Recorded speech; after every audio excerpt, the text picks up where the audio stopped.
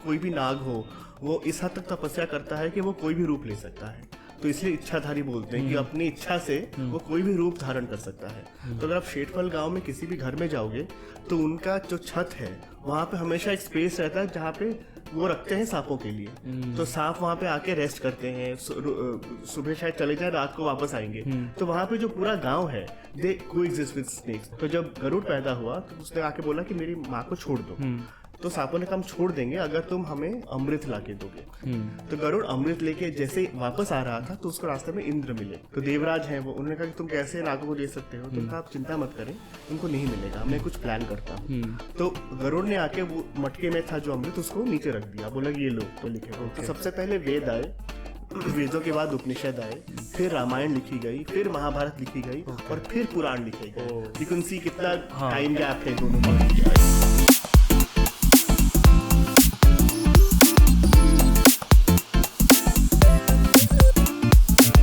Hello, welcome, नमस्ते, स्वागत है डोप बात के एक और नए एपिसोड में। मैं राहुल सोलंकी और हम हैं भारत के सबसे हटके पॉडकास्ट। आज हमारे साथ है सत्यार्थ, जो कि एक बेस्ट सेलिंग बुक जिसका नाम महागाथा है उसके ऑथर हैं। मैंने इनका इसी से महागाथा से रिलेटेड एक पोस्ट देखा था जो उसमें ये बता रहे थे और टेल्स के बारे में बता रहे थे, और उन टेल्स जो कहाँ से उन्होंने टेल्स उठाई हैं वो 100 टेल्स, एक नहीं दो नहीं पूरे 100, और वो भी पुराना इसका इस्तेमाल करके। तो सबसे पहले पूछते हैं इनसे कि कैसा चल रहा है इनका दिल्ली का सफ़र और कैसे हो आप? बहुत अच्छा हूँ और बहुत खुश हूँ दिल्ली आके। दिल्ली में मेरा कॉलेज का साल पूरा गुजरा है। क्या बात? तो आई एम DU प्रोडक्ट। तो जब भी दिल्ली आता हूँ तो बहुत सी यादें ताज़ा हो जाती हैं, तो बहुत अच्छा लगता है। बहुत। लेकिन दिल्ली आपको अब बदला हुआ लग रहा है? आप कितने साल पहले और आए थे दिल्ली? हम लोग आए थे 98 में। अच्छा, तो नहीं अभी रिसेंटली में कभी पहले आए थे, ट्रैवल कर रहा था आपने दिल्ली? हाँ, अभी लास्ट ईयर भी आए थे, बीच में एक बार आए थे। हाँ, क्या बात रहते हैं। और किताब के सिलसिले में कितना आना रहता है दिल्ली? अभी एक्चुअली किताब के सिलसिले में ही ज़्यादा आना होता है। हाँ, क्योंकि मैं 2017 में बॉम्बे शिफ्ट हुआ। हाँ, तो उसके बाद से दिल्ली सिर्फ काम रिलेटेड ही आना होता है। जबकि घर भी यहाँ पे है, लेकिन बहुत अभी कम आना जाना होता है। दोस्त लोग बहुत नाराज भी होते हैं कि आते हो तो रुकते भी नहीं हो। लेकिन अभी क्या करें, अभी काम वैसा काम हो गया है। ट्रू। तो मुंबई की लाइफ या फिर दिल्ली की लाइफ? अभी मुंबई बेटर लग रहा है क्योंकि वहाँ पे बहुत इंटरेस्टिंग काम मिल रहा है। और OTT वहाँ पे काफी सारा है, तो हम लोग स्क्रिप्टिंग कर रहे हैं, वेब सीरीज वगैरह की, फिल्मों के प्रोजेक्ट्स वगैरह का, वेब सीरीज वगैरह भी आ रही है। बिल्कुल बिल्कुल। तो एक्साइटिंग लाइफ, एक जर्नी है वहाँ भी। लेकिन आपको ये लगता है कि मुंबई को अगर सम अप करो और दिल्ली को सम अप करो एक दो वर्ड में, क्योंकि आप ऑथर हो, मैं आपसे थोड़ा डीप सवाल हो चुका, तो अगर दिल्ली को एज अ ऑथर आप सम अप करो, क्या है दिल्ली या आपकी लाइफ में क्या है, और मुंबई आपकी लाइफ में दिल्ली कैसा है? दिल्ली, आई थिंक दिल्ली में ग्लोरी है। हाँ, क्योंकि जो इतना रिच पास्ट है, इतना हेरिटेज है हमारा दिल्ली का। तो दिल्ली में हमेशा मुझे लगता है कि there is a sense of glory. ठीक है। बॉम्बे में ग्लैमर है। हाँ, तो चाहे वो बॉलीवुड हो, चाहे वो चाहे वो स्टॉक मार्केट हो, तो वहाँ पे कॉमर्स कैपिटल बोला जाता है। तो I think Delhi is glory and Bombay is glamour for me. हाँ, और वैसा है भी। क्या नेटवर्किंग कहाँ ज़्यादा फायदे देती है, दिल्ली में या मुंबई में? आई थिंक दोनों जगह पे नेटवर्किंग। जब मैं व्हेन आई स्टार्टेड राइटिंग, सबसे पहली किताब तो दिल्ली में ही लिखा था मैंने। तो उसको पब्लिश करने के लिए नेटवर्किंग चाहिए, पब्लिशर्स के साथ, एजेंट्स के साथ। सही। तो अभी बॉम्बे में when you are doing work, तो वहाँ नेटवर्किंग भी बहुत काम देता है। I think both the places the same thing. Mumbai जाने से पहले दिल्ली में क्या हो रहा था आपके साथ, क्या चल रहा था? जस्ट मुंबई जाने का ही डिसीजन क्यों बनाया, कहीं और क्यों नहीं गए? तो वैसा। तो बॉम्बे जाने का डिसीजन एक्चुअली मेरा नहीं था, वो मतलब इन वे वहाँ से बुलावा आया।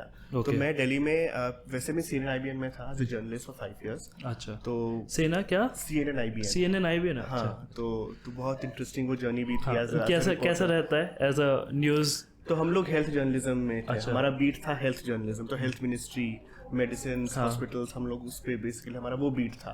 तो आई रिमेम्बर स्वाइन फ्लू के टाइम पे हम लोग बहुत स्टोरीज करते थे, क्योंकि 2008 में that was a big news headlines उस साल की। तो उसके बाद थोड़ा सा मैंने ब्रेक लिया जर्नलिज्म से and I started writing my first book. तो जब वो किताब हिट हो गई तो मैंने कहा कि इसको कंटिन्यू करते हैं। और जो थी emperors riddles, it was a thriller. उसमें अशोक, जो हमारे बहुत एंशिएंट किंग हैं, चक्रवर्ती सम्राट अशोक, तो कहते हैं कि उन्होंने एक सीक्रेट सोसाइटी बनाई थी 9 लोगों की। तो ये वर्ल्ड की सबसे ओल्डेस्ट सीक्रेट ब्रदरहुड माना जाता है। ठीक है।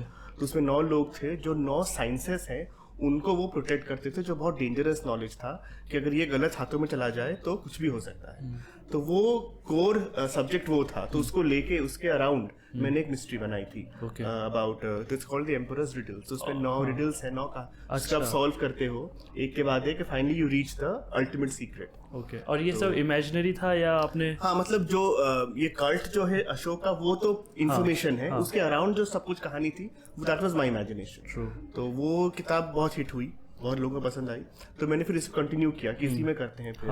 तो फिर I was a full time author, फिर मैं बन गया, फिर दूसरी किताब लिखी। तो कैसा लग रहा था पहली बार जब सक्सेस हिट करी थी ऑथर, एज अ ऑथर? बहुत अच्छा लगता है, मतलब जब आप लिखते, क्योंकि राइटिंग कहते हैं वेरी लोनली प्रोफेशन। आप अकेले बैठ के लिख रहे हो, तो जब वो किताब अप्रिशिएट होती है, इतने रीडर्स के पास पहुंचती है, तो हमेशा डेफिनेटली बहुत। और कितना टाइम लगा हिट नॉवल तक पहुंचने में, लिखने से? राइट, तो मैंने लिखना शुरू किया था अराउंड 2010 और किताब निकली अराउंड 2014, तो अराउंड 4 साल लग गए। हाँ, तो काफी टाइम लगा। तब भी ऐसा होता है कि कभी कभी लोग बहुत पूरी जिंदगी भर लिखते रहते हैं, तब भी हिट नहीं निकलती, और फिर भी सही है 4 साल में अगर if you have the right topic, right story, तो बढ़िया। आप बचपन में हमेशा मिस्टीरियस किस टाइप का दिमाग चलता था आपका? मुझे थ्रिलर्स बहुत अच्छी लगती थी बचपन से ही। तो you know Sherlock Holmes, Agatha Christie या ब्योमकेश बख्शी, तो थ्रिलर्स में बहुत इंटरेस्ट था, हॉरर में बहुत इंटरेस्ट अभी भी है।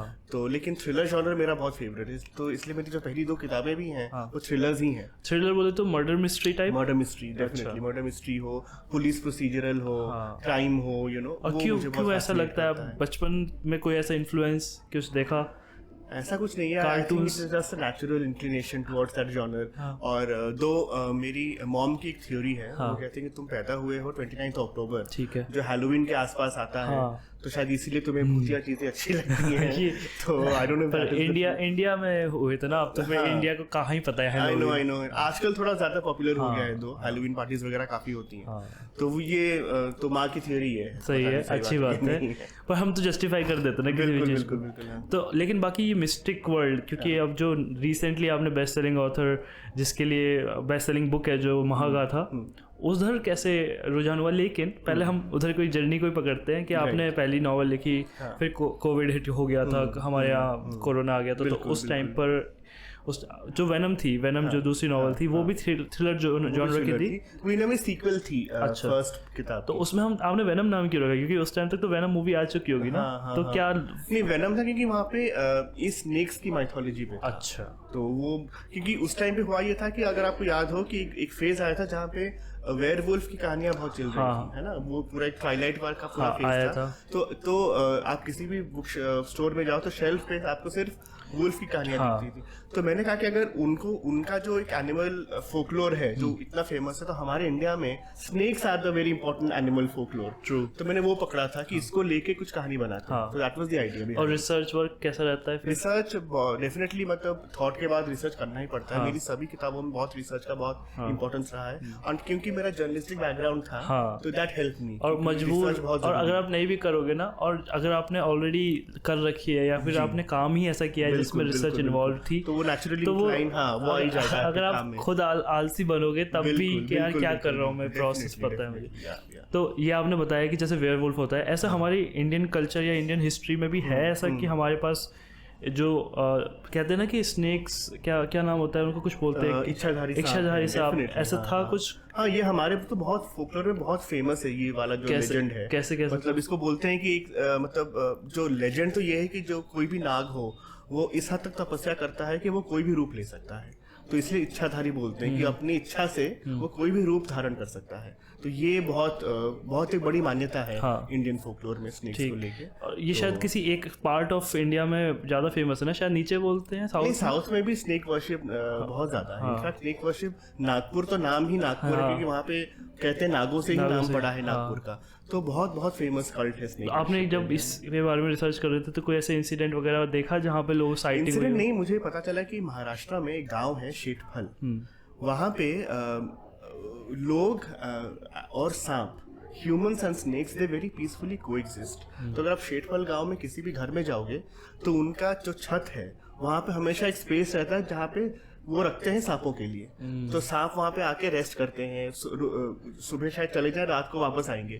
तो वहां पे जो पूरा गांव है दे कोएग्जिस्ट विद स्नेक्स, तो ये और ये जनरेशंस उनका ये चला आ रहा है। तो बहुत अमेजिंग एक बात है कि इमेजिन वहां पे मतलब हम लोग देखेंगे तो शायद हम लोग डर जाएंगे, we will try to attack it और किल इट। वहां पे it is a harmonious coexistence. तो वो बहुत मुझे फैसिनेट किया वो। और जैसे जनरली हमारे लिए इसलिए भी अलग है क्योंकि हमारे लिए हमने वो देखा नहीं है। बिल्कुल। पर जैसे कोई बाहर से आए, जैसे इवन फॉरेनर्स आते हैं यहाँ पे, तो उनको लगता है कि हम कितने कैसी जगह रह रहे हैं। लेकिन वो हमारा नेचुरल हैबिटेट है। हमारे स्ट्रीट डॉग्स हैं, स्ट्रीट काउ जो भी है, तो उनके बारे में भी वो लोग बोलते हैं क्योंकि उनके वहाँ वैसा नहीं है। तो सेम लॉजिक हमको भी हिट करता है जो आपने बताया।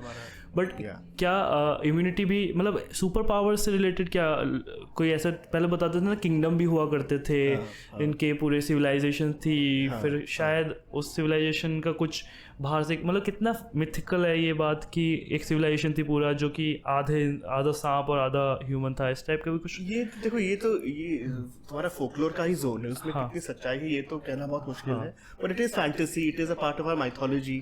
और माइथो में तो नागों की इतनी कहानियां हैं, स्पेशली नाग और गरुड़ जो दो हैं जो हमेशा एक दूसरे के नेचुरल एनिमीज हैं। उनमें बहुत कहानियां हैं, जैसे कि एक आध जैसे एक बहुत पुरानी कहानी है कि जब गरुड़ जब पैदा हुआ तो उसको पता चला कि उसकी जो मदर है she is the slave of the नाग्स, क्योंकि नागों ने एक तो बेसिकली नागों की जो मदर थी उसका नाम कडरू है और गरुड़ के मदर का नाम विनाता है। और कडरू विनाता दोनों बहनें थी। तो इनमें एक बार एक बेट लगा था जो विनाता हार गई थी। तो इस वजह से विनाता को कडरू की दासी बनकर रहना पड़ा। ठीक है। तो जब गरुड़ पैदा हुआ तो उसने आके बोला कि मेरी माँ को छोड़ दो। तो सांपों ने कहा हम छोड़ देंगे अगर तुम हमें अमृत लाके दोगे। क्योंकि जो अमृत तो निकला था समुद्र मंथन के बाद, वो अमृत जो बच गया था उसको देवताओं ने एक जगह छुपा के रखा था। तो नागों ने कहा वहां से अमृत लेके आओ और हमें दोगे तो तुम्हारी मदर को हम छोड़ देंगे। तो गरुड़ अमृत लेके जैसे वापस आ रहा था तो उसको रास्ते में इंद्र मिले। तो देवराज हैं वो, उन्होंने कहा कि तुम कैसे नागों को दे सकते हो? तो कहा आप चिंता मत करें, उनको नहीं मिलेगा, मैं कुछ प्लान करता हूँ। तो गरुड़ ने आके वो मटके में था जो अमृत उसको नीचे रख दिया, बोला ये लो तुम्हारे लिए ले आया मैं, अब मेरी मदर को छोड़ दो। जैसे उन्होंने छोड़ दिया, गरुड़ ने दोबारा से उसको लेके पंजों में वो वापस उड़ गया। तो उनको मिला ही नहीं, लेकिन कुछ बूंदे नीचे गिर गई थी। तो वो जो घास पे गिरी तो सांपों ने आके उसको चाटने लगे। तो इसलिए दो चीजें हुई, एक तो ये हुआ कि सांपों का जो जीभ है वो बीच में से कट गया। तो कहते हैं आज तक जो सांप होते हैं उनका जीभ हमेशा इस तरह कटा हुआ होता है उस वजह से। और दूसरी क्योंकि उन्होंने हल्का सा अमृत चख लिया था, इसलिए कहते हैं सांप जो अपनी खाल छोड़ सकते हैं वो इस वजह से है कि they can renew their skin. अच्छा। तो इन अ वे सर्टेन फॉर्म ऑफ इमोर्टैलिटी उस वजह से उनके अंदर आ गई। तो ये कहानी है पुराणों में। ऑसम। तो क्या होता है सांप इमोर्टल नहीं होता, लेकिन वो अपना एक तरीके से लॉजिक है, खाल छोड़ सकता है, वो तो बार बार रिन्यू होता है उसकी खाल। तो ये इन एसेंस इमोर्टल है। क्या बात है। और कितना फैसिनेटिंग है कि कितना रियलिटी के साथ कनेक्ट कर दिया है किसी भी हिस्ट्री या माइथोलॉजी को। बढ़िया। और जब फिर आपने नॉवेल लिखी, दूसरी वेनम लिखी, फिर जब तीसरा एक बहुत इंटरेस्टिंग है, वो भी हम बात कर रहे थे कि आपने श्रीदेवी जी की भी बायोग्राफी लिखी। तो वो कैसे बैक करी आपने, वो कैसे? तो श्रीदेवी का मैं बहुत बड़ा फैन था बचपन से। तो और मुझे हमेशा ये बात खलती थी कि उनके बारे में कोई ऐसी किताब क्यों नहीं है जो उनकी पूरी जर्नी को डिस्क्राइब करे। और किस टाइम आपको ये ख्याल आया था? या ये हमेशा से था कि स्पेशली और राइटर बनने के बाद तो ज्यादा आने लगा कि उन पे किताब क्यों नहीं है। तो 2017 जब मैं बॉम्बे शिफ्ट हुआ तो एंड लकीली या फॉर्चुनेटली मैं जो मेरा घर था उनके घर के बहुत करीब था। तो मैंने कहा ये शायद एक इशारा है कि maybe I should write the book. तो फिर I spoke to Boney and she was of course alive at that point of time. तो and they were very welcoming of the idea कि definitely we can do it. Penguin हमारे publisher थे, तो सब बहुत excited थे। लेकिन उस वक्त श्रीदेवी का ये आइडिया था कि क्योंकि धड़क रिलीज होने वाली थी 2018 में, and as a mother she wanted to focus all her energies on her daughter's debut. तो उन्होंने मुझे ये बोला कि एक साल हम रुक जाते हैं, एक बार जानवी की धड़क आ जाए, उसके बाद I will be mentally free, तो फिर हम आराम से we will start this journey. तो ये प्लान था हमारा। लेकिन उससे पहले ही अचानक से चल बसी वो। तो बहुत टूट गया मैं कि विदाउट हर कैसी किताब, how will I do it. तो वो I remember I was very depressed for a week और सो कि हाउ डू आई डू। और उस टाइम तक सारे पेपर वर्क हो चुके थे कि मतलब आप ही हो ऑनबोर्डेड राइटर? जो सारा मतलब कि वर्बल एग्रीमेंट हो गया था डेफिनेटली। कुछ पेपर वर्क मतलब कुछ कॉन्ट्रैक्ट नहीं साइन हुआ था, लेकिन वर्बली हमने बोल दिया था कि I will do this with you. और तो फिर ये हुआ कि मेरे एक फ्रेंड ने बहुत हिम्मत बढ़ाई, उसने कहा कि देखो ये तुमने उनसे बात किया था इसके बारे में, you owe this book to her, and he said the only difference now is that your book will have a last chapter, right. So I said हाँ दैट इज ट्रू। तो फिर वहां से थोड़ी हिम्मत मिली, बोनी सर ने फिर काफी हिम्मत दिलाई कि let's take this journey forward. Penguin ने फिर बहुत दोबारा से वो जर्नी दोबारा शुरू की हमने इस तरह। तो इसके इस टाइम पर एक तो होता है खुद को मोटिवेट करना, एक होता है कि यार मोटिवेट तो मैं हो गया, लेकिन मेरे जो चैलेंजेस हैं वो बढ़ गए, क्योंकि अगर आप मैं आपसे किताब लिखूंगा आपके बारे में लिखूंगा तो आप मुझे फिल्टर करके अपने हिसाब से बताओगे, लेकिन बताओगे तो वो अपने पर्सपेक्टिव से। पर मैं जब किसी और से पूछूंगा आपके बारे में तो वो अपनी फिल्टर भी ऐड करेगा और अपना पर्सपेक्टिव देगा, पर आपका पर्सपेक्टिव तक नहीं पहुंच पाऊंगा। तो जब आप लिख रहे थे तो आपका वो चैलेंज आपने कब एड्रेस किया और कैसे उसको रिजॉल्व? वो देखो वो तो एक्सेप्ट करना पड़ा क्योंकि अब in her absence there was no choice, तो definitely I had to then rely on other people. तो एक थर्ड पर्सन नैरेटिव फिर उससे ही लिखा, पर्सन से थर्ड पर्सन हो गया नैरेटिव हमारा।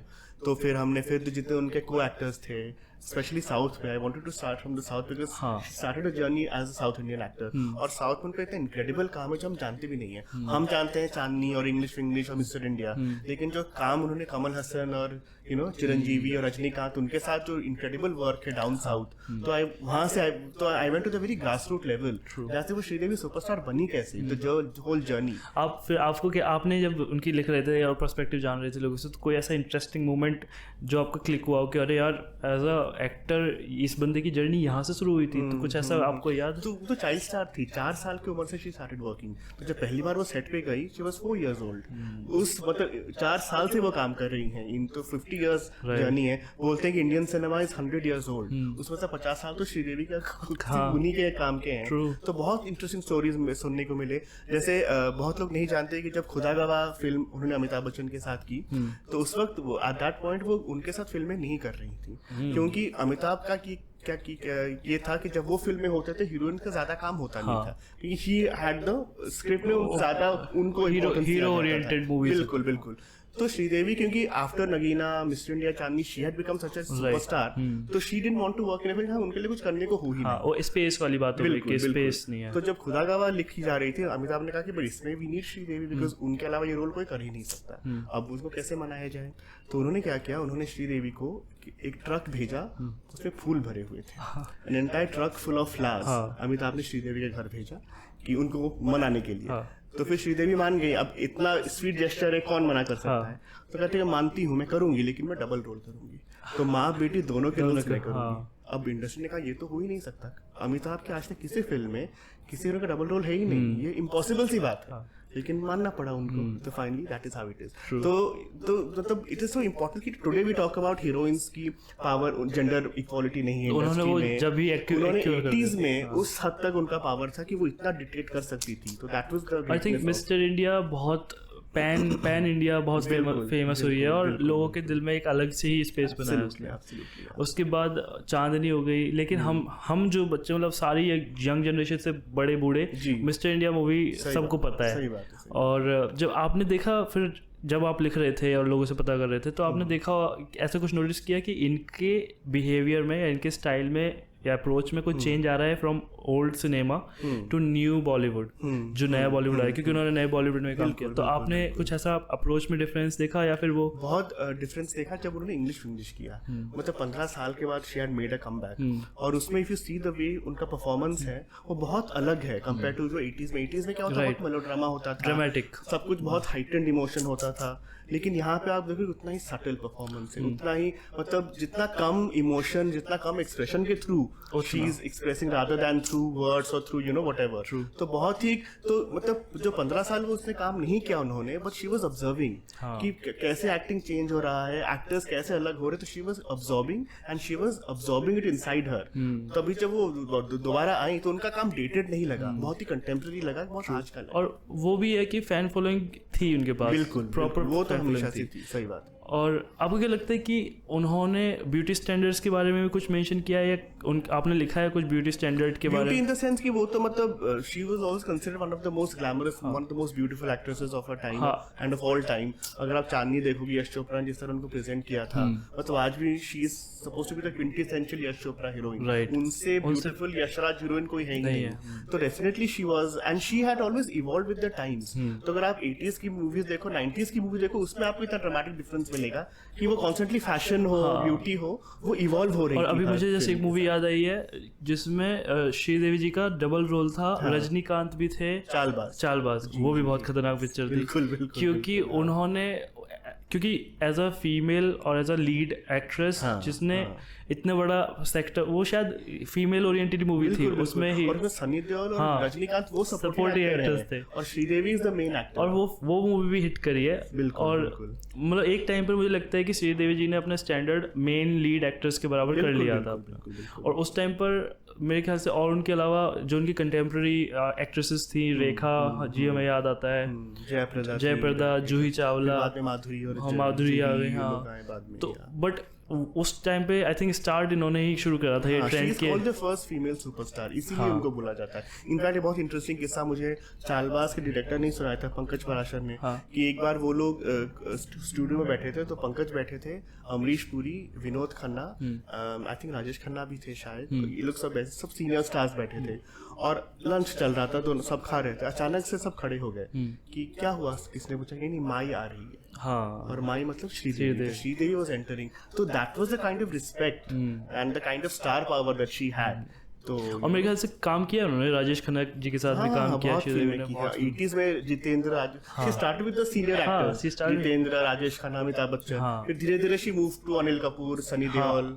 एंड साउथ में बहुत इंटरेस्टिंग बात है क्योंकि she was a child star. तो साउथ में एक बहुत फेमस एक्टर है तेलुगु में, ANR, जिनके बेटे नागार्जुन, NTR. हाँ, नहीं, ANR इज नागार्जुना's फादर, जो नागार्जुन जो तेलुगु में. अच्छा, तेलुगु. अच्छा, नागार्जुन. हाँ. तो श्रीदेवी ने सबसे पहले काम किया एज ANR's डॉटर, अच्छा, एज अ चाइल्ड स्टार. फिर जब बड़ी हुई she became ANR's heroine in a film. फिर आगे जाके शी बिकेम नागार्जुना's हीरोइन इन अ फिल्म.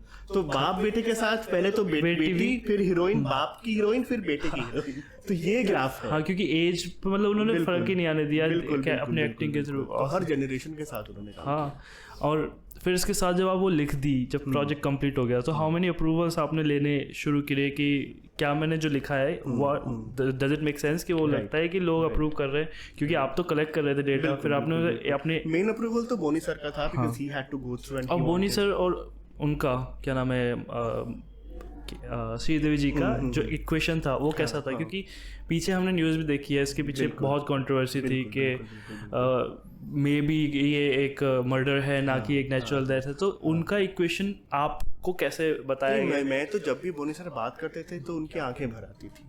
मतलब you could see the love that he had for her on his face. और इनफैक्ट अभी रिसेंटली ही एक इंटरव्यू में he has very clearly has spoken about the reason behind her death, that she always suffered from low blood pressure. हमेशा से उनका था. और ये पहली बार नहीं था कि वो बाथरूम में फेंट हो गई थी. बहुत बार पहले भी चालबाज के सेट पे ही पंकज पराशर ने मुझे बोला था कि she had fainted in the bathroom.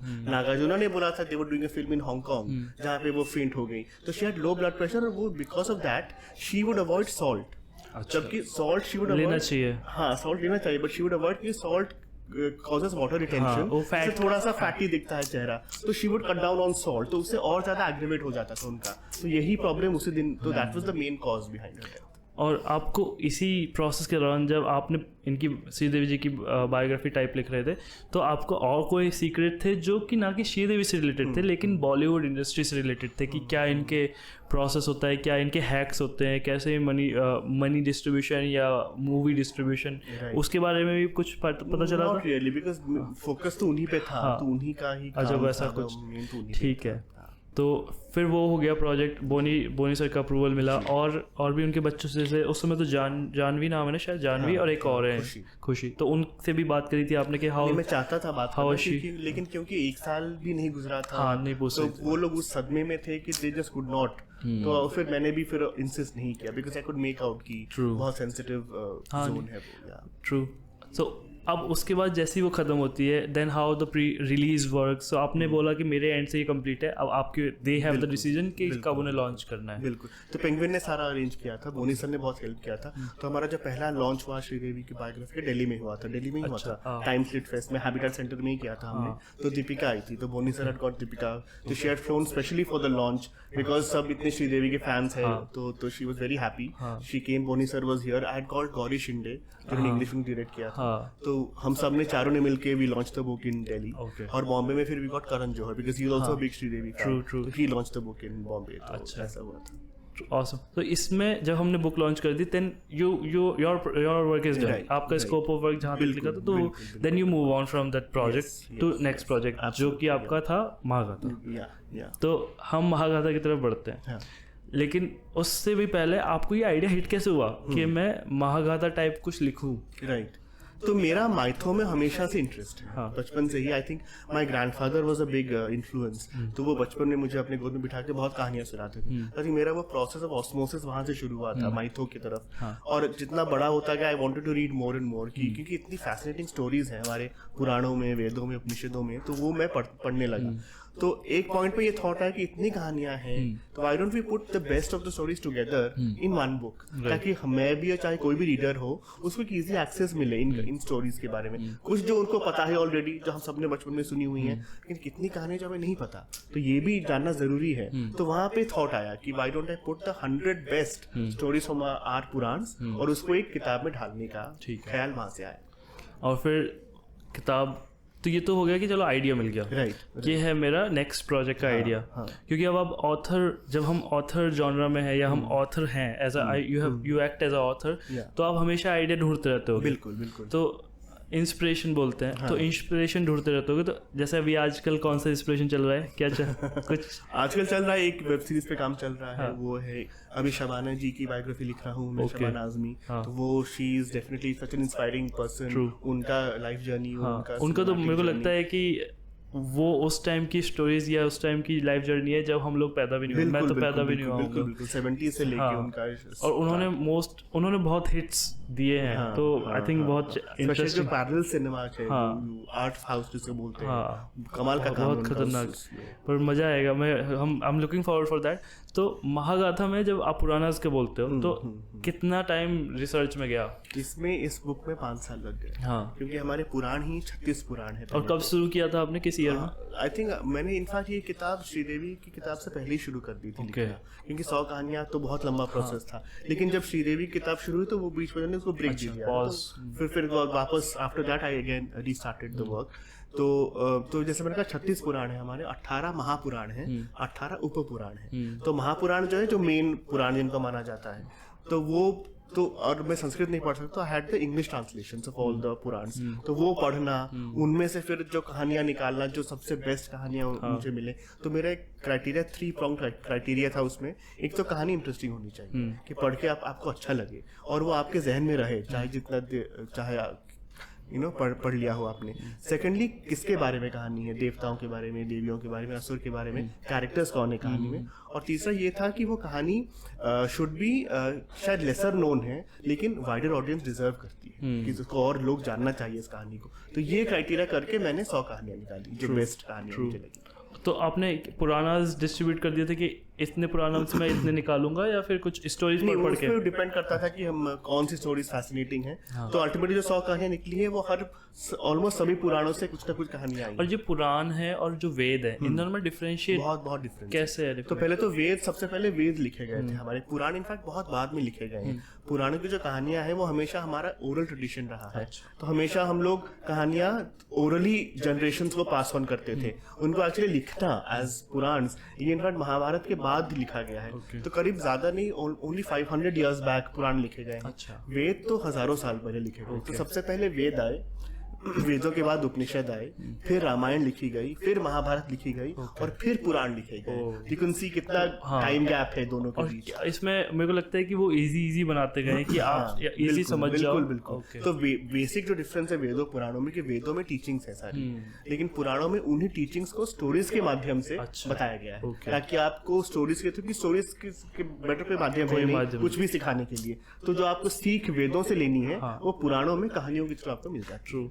और ऐसा होता है ना कि आदमी मोटिवेट जब होता है, जब आप कहानी सेलेक्ट करोगे, तो जब एक बहुत ही इंटरेस्टिंग पहली कहानी, क्योंकि हम जब लिखना शुरू करते हैं या सोचना शुरू करते हैं तो हम पहला आइडिया ऐसा लिखते हैं कि या सोचते हैं कि ब्लॉकबस्टर है, इससे शुरू करेंगे ताकि हुक हो जाए हमारी ऑडियंस। तो आपने पहली कहानी कौन सी चुनी थी? तो मेरा ये देखो, ऐसा नहीं कि ऐसी दूसरी किताबें नहीं जहाँ पे कहानियां ना हो वेदों की पुराणों की, लेकिन वो हमेशा रैंडम होता है कि कुछ भी कोई ऑर्डर नहीं है कहानियों में। मेरा शुरू से ये था कि ये जो जर्नी है, जो 100 कहानियां हैं, I wanted this to be chronological, कि आपका एक ऑर्डर, क्योंकि जब पुराणों पढ़ोगे भी तो कहानियां में एक हल्का सा एक आपको ऑर्डर मिल जाएगा कि पहले सतयुग आया तो सतयुग के पहले कहानियां हैं, उसके बाद त्रेता युग आया, त्रेता युग में फिर उसकी कहानियां, फिर द्वापर, फिर कली। तो क्योंकि हमारे 4 युग हैं तो मैंने उसी के हिसाब से क्रोनोलॉजी किया। तो सबसे पहले तो my book starts with creation, कि पहले ब्रह्मा ने सृष्टि को क्रिएट कैसे किया, फिर विष्णु आए, महादेव आए, फिर सारे देवी देवता आए, उसके बाद फिर असुर आए,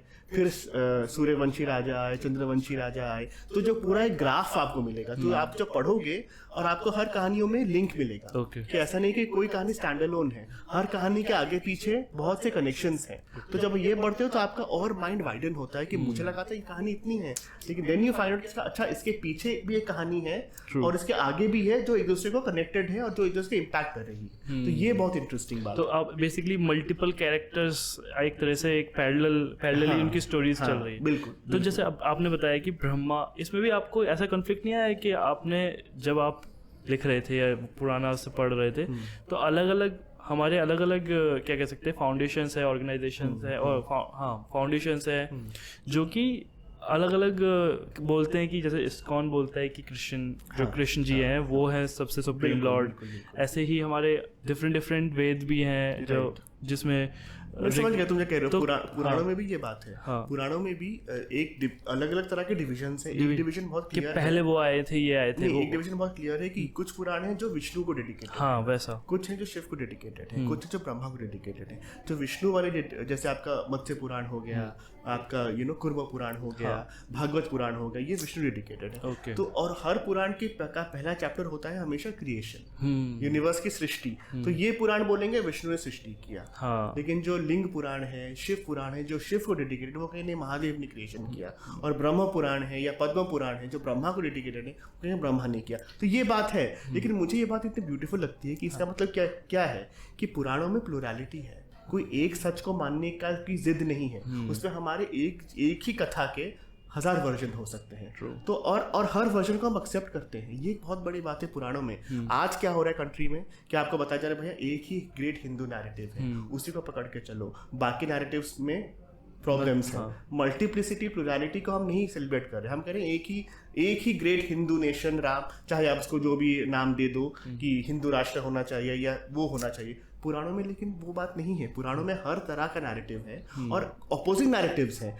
जैसे विष्णु हो, शिव हो, तो अपोजिंग नैरेटिव हो गया ना, लेकिन पुराणों ने सबको एम्ब्रेस किया हुआ है। तो हमारा जो कल्चर ही हमारा है प्लुरैलिटी का, तो हमें नहीं भूलना चाहिए। ट्रू।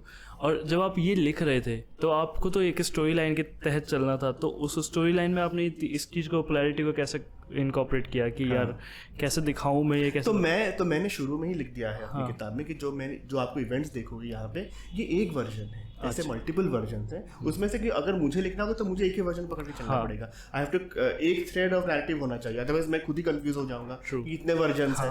तो मुझे एज पर माई बिगिनिंग जो भी शुरुआत ली, वहां से एंड तक लॉजिकल जो मुझे लगा, मैंने वो लड़ी पकड़ के चली। लेकिन थ्रू आउट मैंने वही बोला है कि लेकिन अलग अलग वर्जन भी हैं, तो आप इसको एक वर्जन मान के चलो। ये मैंने बहुत क्लियरली बोल दिया है। ट्रू।